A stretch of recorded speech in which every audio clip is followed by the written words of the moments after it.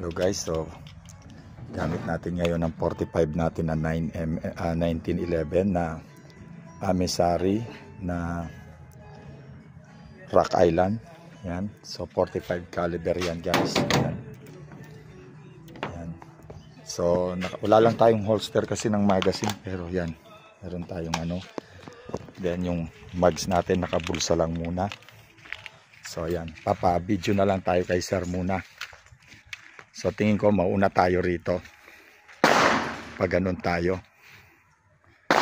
So yan. Sir, pa-video ko sir ha. Yan sir. Kapit na ng kamay ko.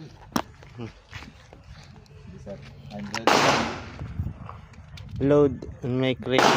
I'm ready. Load.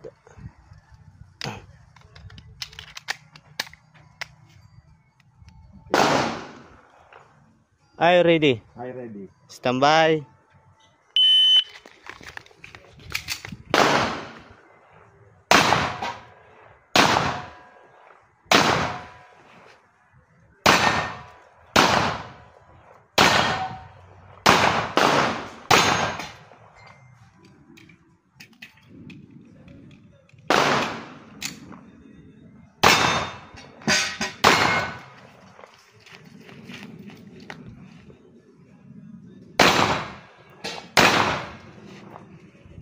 Okay.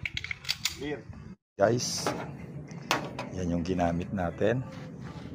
So naka 200 rounds tayo na bala.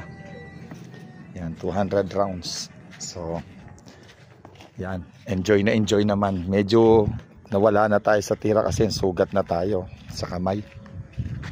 Pero ayos naman, masaya. Yan, yung mga tama natin.